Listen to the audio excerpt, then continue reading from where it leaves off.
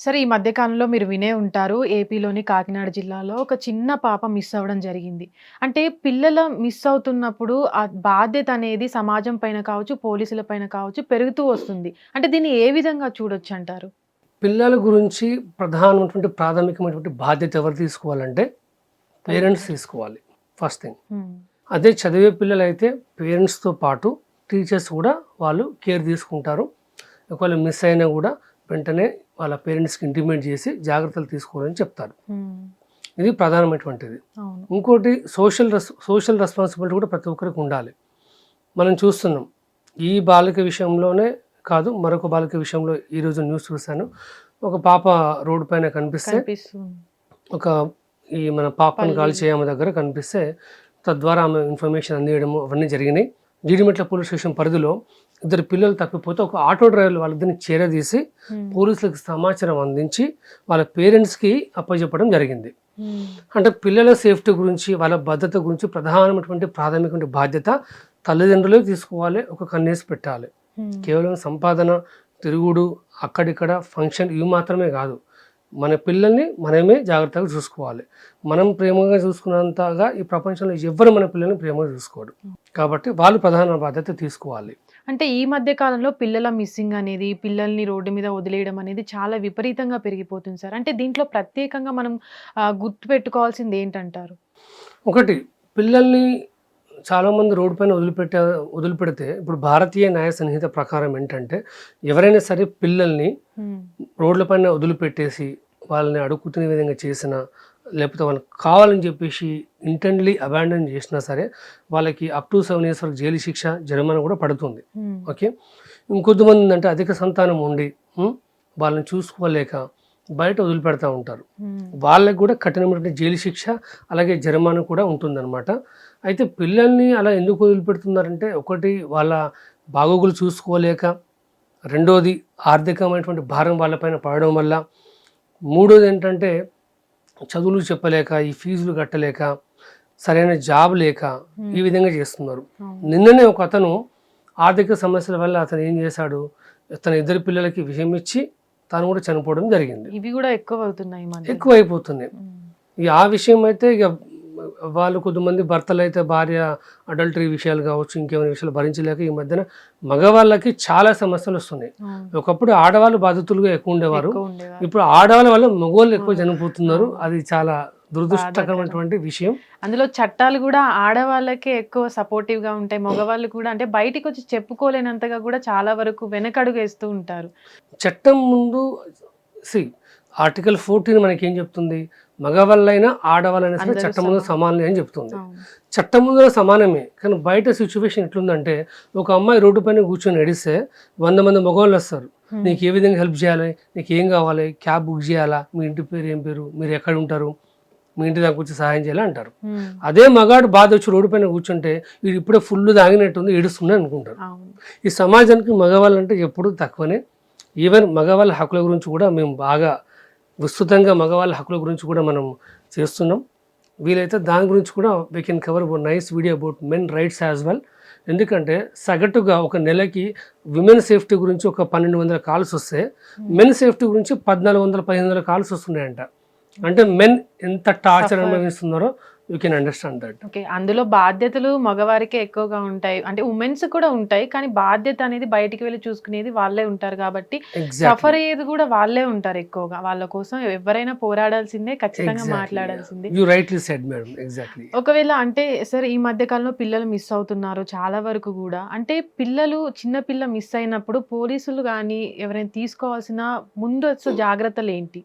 Well, so ఎప్పుడైతే పిల్లలు miss అవుతారో పేరెంట్స్ తప్పకుండా లేట్ చేయకుండా ఇమ్మీడియట్గా వెళ్ళి వాళ్ళు మిస్సింగ్ కంప్లైంట్ అనేది ఇవ్వాలి పోలీస్ స్టేషన్లో. ఇచ్చిన తర్వాత పోలీసులు ఏం చేస్తారంటే కంప్లైంట్ తీసుకున్న తర్వాత తప్పకుండా ఫస్ట్ 24 hours వాళ్ళు చేయాల్సింది ఏంటంటే సీసీటీవీలు ఏమైనా ఉంటే ఆ కదలికలన్నీ గుర్తించాలి, ఎక్కడికి వెళ్ళారు ఏంటి అనేది. ఏదైనా ఒక సీసీ కెమెరాలో లాస్ట్ సీసీ కెమెరాలో ఎక్కడైతే పిల్లలు గుర్తింపబడతారో ఆ ఏరియాలో వాళ్ళు ఇంకెక్కువగా విచారణ జరిపి తద్వారా పిల్లల్ని కనుక్కునే అవకాశం ఉంటుంది. రెండోది, ఒకవేళ మెచ్యూరిటీ ఉన్న పిల్లలైతే ఎవరితో ఇప్పుడు మైనర్స్ ఉంటారు 16 years 15 years కూడా ఇన్స్టాగ్రామ్లో సోషల్ మీడియాలో అక్కడిక్కడ అబ్బాయిలతోని ఫ్రెండ్షిప్ చేసేసి బయటికి వెళ్ళిపోతున్నారు. They are being eloped with some other guy, at least we don't know who is that person. అలాంటప్పుడు వాళ్ళ చాటింగ్ చెక్ చేయడము, కాల్ హిస్టరీ చెక్ చేయడము, తద్వారా ఎవరి దగ్గరికి వెళ్ళారో మనం పట్టుకోవచ్చు. ఇంకా కిడ్నాపర్స్ కూడా కొంతమంది వస్తుంటారు. ఎవరైతే రిచ్ పార్టీ ఉంటారో వాళ్ళ పిల్లల్ని కిడ్నాప్ చేస్తున్నప్పుడు ఆ స్కూల్ ప్రెమైసెస్లో కానీ అక్కడున్న సీసీ కెమెరాస్ కానీ పరిశీలిస్తే ఎవరు స్టేకింగ్ చేస్తున్నారు, ఆ పిల్లల్ని ఎవరు అబ్జర్వ్ చేస్తున్న విషయం కూడా పట్టుకొని ఆ నిందితులను పట్టుకునే అవకాశం అయితే ఉంటుంది.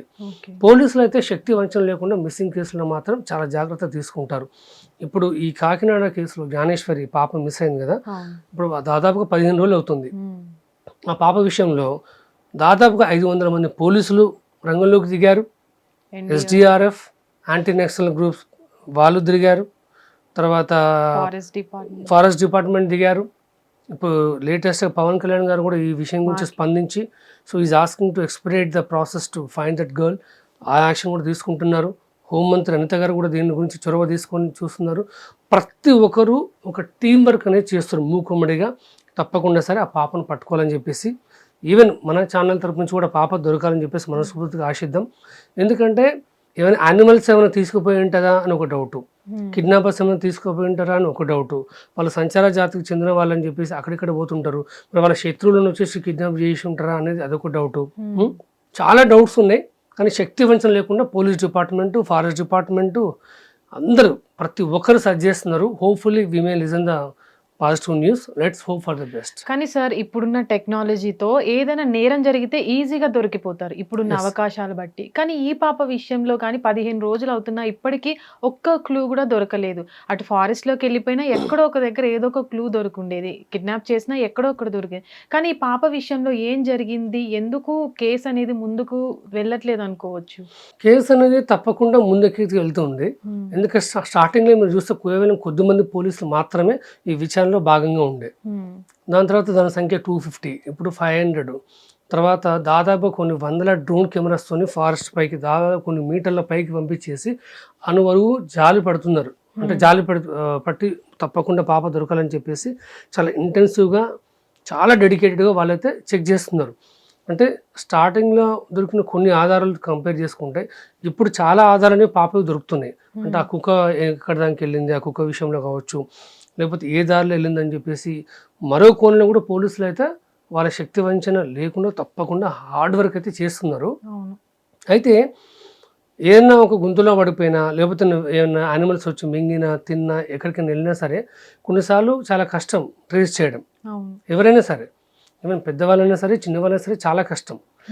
ఇప్పుడు జనరల్గా ఒక వ్యక్తి లేకపోతే ఒకరి భార్య కనిపించకపోతే, ఒక వస్తువు కనిపించకపోతే వెతికితేనేమో ఒక 4 లేకపోతే 5 పోలీసులు ఇన్వాల్వ్ అవుతారు.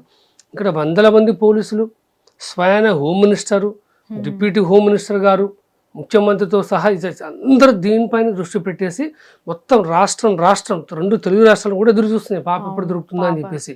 ఇంత హై ఇంటెన్సిటీ, ఇంత హై ఇంట్రెస్ట్, ఇంత ఫోకస్ ఉన్న విషయాన్ని పోలీస్ డిపార్ట్మెంట్ కానీ, ఫారెస్ట్ డిపార్ట్మెంట్ కానీ, విమెన్ సేఫ్టీ వింగ్ కానీ ప్రతి ఒక్కరు 100% they will give their best.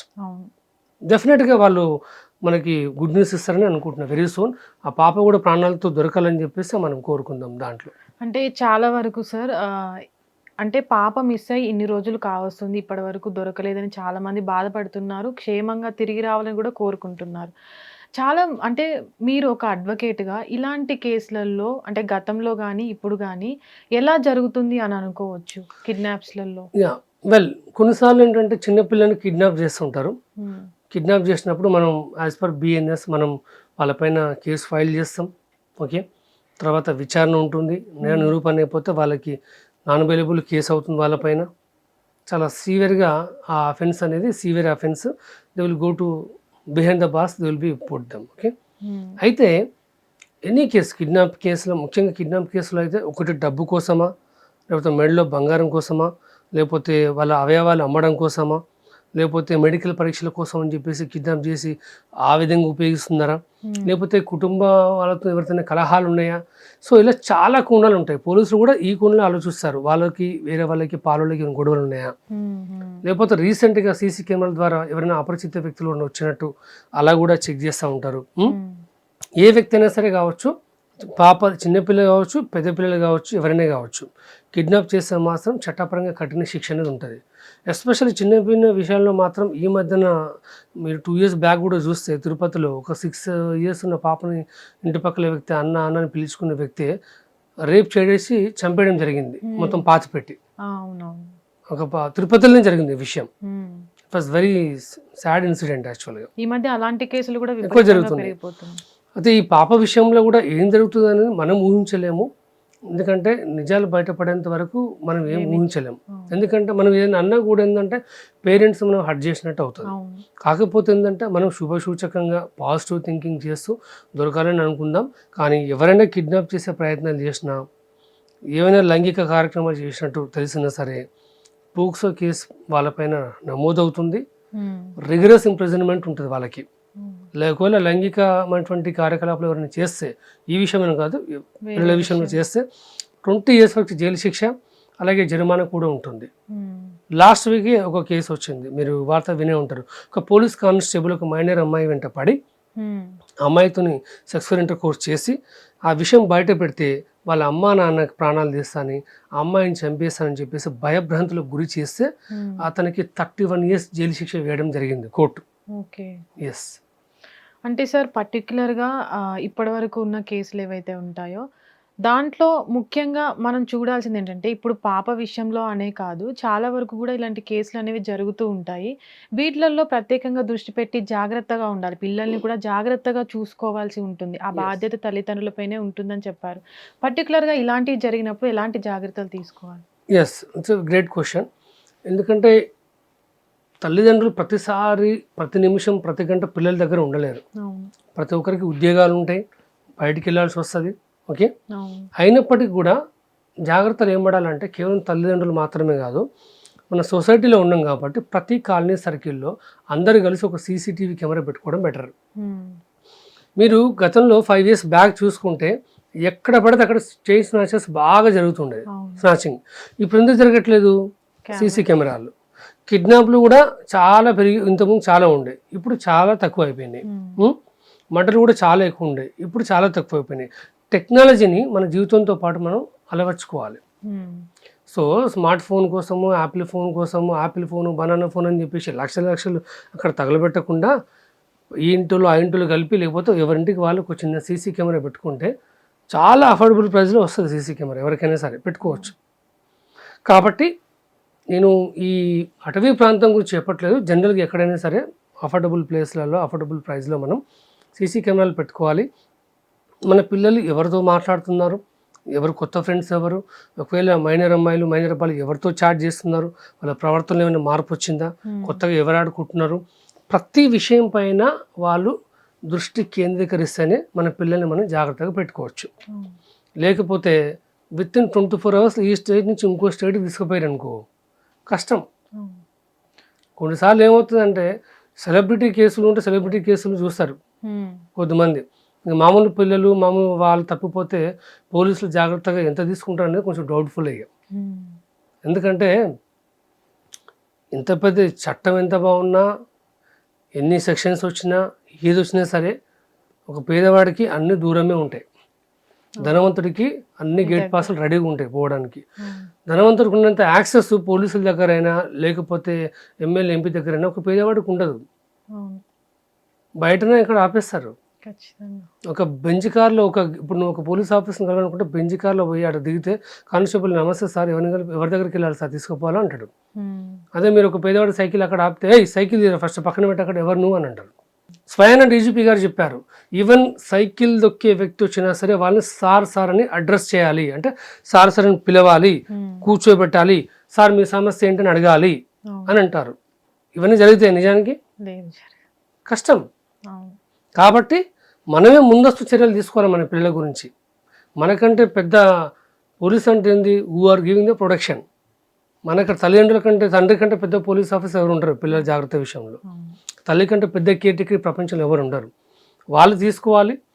ఆ తర్వాత ఏంటంటే మన నైబర్స్ ఎవరైతే ఉంటారో అందరితోనూ మంచి రిలేషన్షిప్ పెట్టుకుంటే ఏదైనా సమస్య వచ్చినా సరే అందరూ మనకి హెల్ప్ఫుల్గా ఉంటారు. అలాగే రీసెంట్గా మనకి వేరే వాళ్ళకి గొడవలు జరిగినాయా, పోలీసులు విచారణ చేస్తున్నప్పుడు మీకు ఎవరికైనా గొడవ జరిగితే పేరెంట్స్ ఎవరికైనా గొడవ జరిగితే వాళ్ళు ఆ సమాచారం కూడా పోలీసులకు ఇచ్చేస్తే వాళ్ళు కూడా తీసుకొచ్చి ఇన్వెస్టిగేషన్ చేస్తారు. ఇప్పుడు ఈ కాకినాడ జ్ఞానేశ్వర విషయంలో కూడా ఒక 5 మందిని అదుపులోకి తీసుకున్నారు డౌట్ ఉన్న వాళ్ళని. సో రెగ్యులర్గా ఎవరైనా సరే కిడ్నాప్ అయినప్పుడు కానీ ఎటువంటి విషయాలు ఉన్నప్పుడు కానీ అనుమానితులు ఎవరు ఉన్నారంటే వెంటనే చెప్పేసారు ఇన్ఫర్మేషన్. మనం అనుకుంటాం అసలు వీళ్ళు చేస్తారా అని చెప్పేసి. పిల్లలు తరచుగా ఎవరింటికి వెళ్తుర్రు, వాళ్ళ ఇన్ఫర్మేషన్ ఇవ్వాలి ఫస్ట్. వాళ్ళంతా మంచి వాళ్ళనే కానీ, ఎందుకంటే మీకు విషయం చెప్తా, మీరు ఆశ్చర్యపడతారు. నాకు ఒక కేసు వచ్చింది. ఆయన ఒక ప్రముఖ సోషల్ మీడియా కంపెనీలో వర్క్ చేస్తాడు. ఆయన రోజు ఆఫీస్కి లేట్గా వస్తాడు. వాళ్ళ వైఫ్ ఆయన అలా బాబుని పక్కింట్లో వదిలిపెట్టారు. రోజు అట్లా వదిలిపెడతారు. వాళ్ళు రాగానే అలా బాబుని తీసుకుని పోతారు. అలా బాబు ఒకరోజు చాలా సిక్ అయిపోయాడు. చాలా ఏమైందిరా సిక్ అయిపోయినావు, ఎందుకు ఏమైందంటే ఏం చెప్పలేదు. ఏమైంది చెప్పరా అంటే చెప్పలేదు. వాళ్ళ అమ్మ వచ్చేసి చెప్పు నాన్న ఏమైంది, నేను ఉన్నా కదా అని చెప్పేసి చెప్తే, ఎవరింట్లో అయితే ఇలా బాబుని వదిలిపెడుతున్నారు పక్కింట్లో, అంకుల్ ఆయన ఆ బాబుతోని అన్యాచురల్ సెక్స్ చేస్తున్నాడు.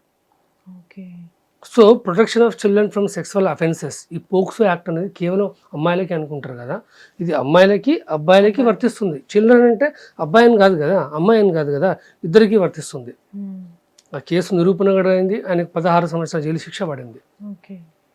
మీరు ఇప్పుడు ఈరోజు న్యూస్ పేపర్ చూస్తే 84 years retired employee, government employee 12 ఏళ్ల బాలిక పైన పలుమార్లు అత్యాచారానికి పాల్పడితే అతనికి 21 years జైలు శిక్ష వేయడం జరిగింది.